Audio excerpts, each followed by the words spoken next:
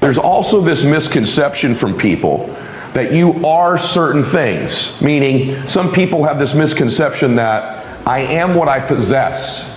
In other words, I am my possessions. And so they link their self-confidence to their possessions. And so they're constantly trying to acquire more and more possessions, thinking that's where they get their self-confidence from. That's how they're defined as a person. I am my possessions. Couldn't be further from the truth. It's a hollow way to try to gain self-confidence by possessing things. Nothing wrong with going for material possessions. I have all kinds of them. But I don't link my confidence to those possessions, nor am I deluded into thinking if I could just possess more things, then I'll feel better about myself. So this is a mistake. There's a flawed thought. Number one flawed thought, I am my possessions. Second flawed thought, I am my accomplishments. In other words, my self-confidence is only linked to what I accomplish. So because I haven't accomplished certain things, I don't have that certain title, that certain award, that certain recognition, I don't believe in myself. I'm riddled with self-doubt. I'm defined by my accomplishments. The difficult thing about that is now all your life you're going to have to accomplish more and more and more in order to feel self-confident and eliminate self-doubt. You are not your accomplishments. You are not your possessions. You are you. You are perfect. You are beautiful. You were born to do something great with your life. If you're a person of faith like me, you believe God made you in His image and likeness and wants you to do something great with your life, not that you are your possessions, not that you are your accomplishments. And this is the social media insidious influence it has in our lives. People are like, I don't feel good about myself. I've got this self-doubt. The gateway to me feeling more self-confidence is if I could possess more things, or if I could accomplish more things. Yes, having nice things will make you feel better about yourself. Yes, accomplishing things certainly is a reinforcement for self-confidence, but it's not the pathway to getting it. The pathway to getting it is doing something great with your life where you keep the promises you make to yourself and acknowledge this self-doubt, this self-thought, this negative talk isn't even mine. It was given to me when it was impossible for me to defend myself as a child, and maybe it even happened in adolescence, and probably some of those incidences have happened for you as an adult.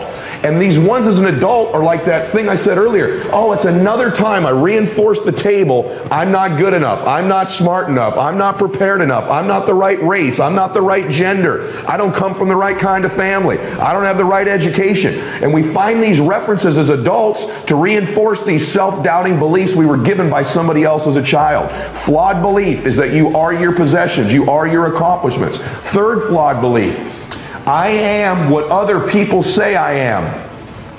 Wrong. You are not what other people say you are, good or bad. I see too many people that if someone says something negative about them, they believe that's who they are. This is the flawed third belief. I am my possessions, I am my accomplishments, and you know what? Or I am what other people say I am. Let me be clear with you. You are not what other people tell you you are. It wasn't true when you were 18 months old, 5 years old, or 55 years old. You are not what other people say you are.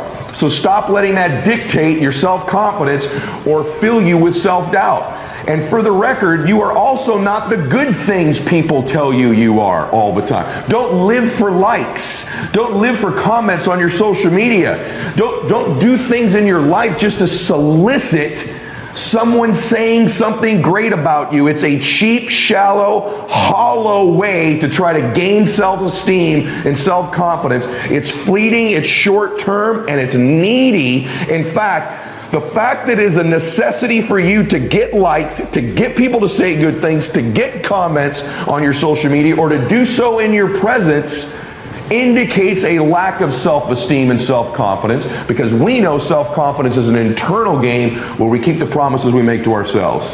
The fourth type of flawed thinking is I am what I look like.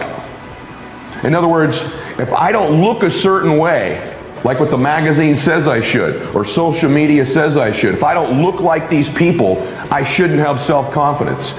And that's ridiculous. I can tell you straightforwardly, you're beautiful as you are.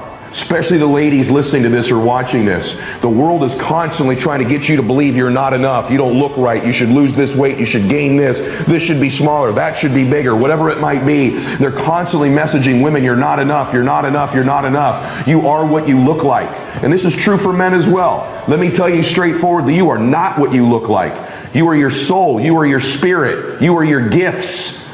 You are the contributions you make. You are your intentions. At some point, you got to stop negotiating the price and decide your will to win is not for sale. Here's the truth. Most people's dreams can be bought. With enough failure, with enough rejection, they will sell their children's dreams.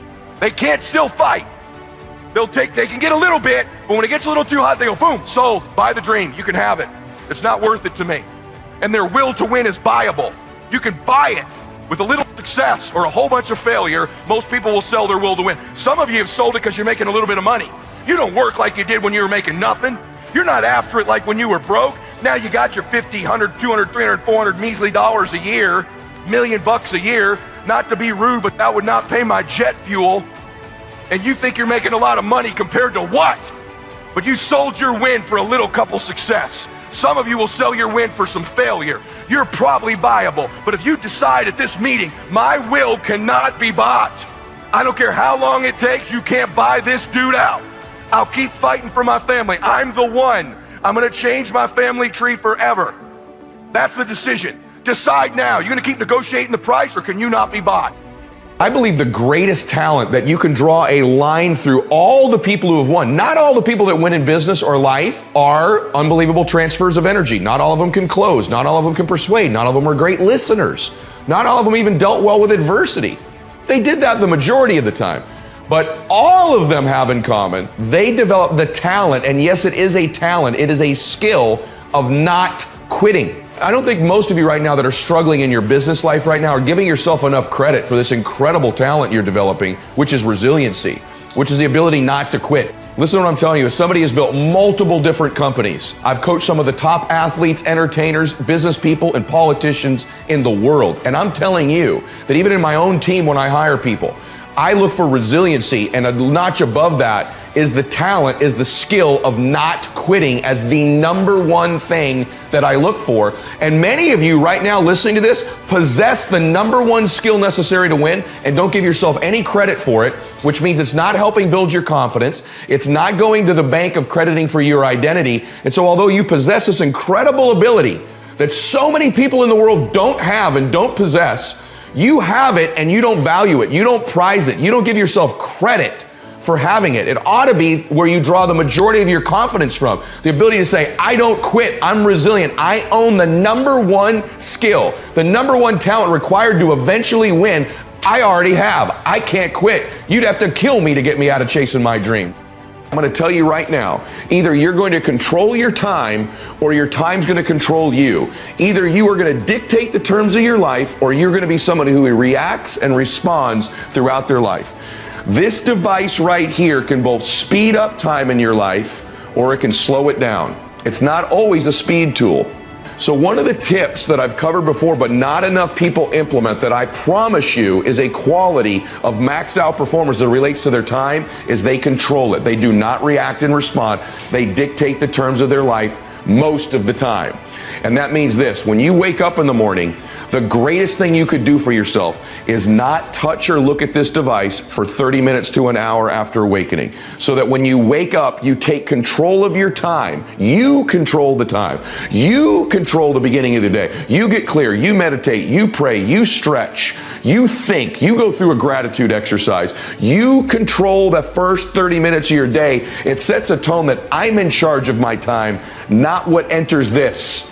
If the first thing you do is grab this now dictates the term of your day. This controls my day. What hits this, what email, what text, what call hits this, what Instagram post hit this, this controls me. It controls my time. But if you can stay away from it for the first 30 minutes to an hour, you send a message to your brain, to yourself, that you control time, that this day is on your terms. And again, you stack up a day, a week, a month, a year, 5 years of a lifetime of you controlling and dictating the terms of your life for just the first 30 minutes to an hour every day. It will revolutionize your life. You have an acceptance that problems and challenges are going to exist. Isn't it probably important that you learn to enjoy the process of overcoming them and solving them? I think all the time, how can I enjoy this? I think, man, what are all the great things that are going to happen when this is solved? Whose lives are going to be better when this is solved? How much better is my body, my fitness, my faith, my family, my life, other people's lives when this problem is solved, depending on what the problem and challenge is. And that helps me enjoy the process. I also remind myself this problem is helping me grow. It's in existence because I'm making progress in my life. So all these things fit a meaning that help us make the best decisions possible.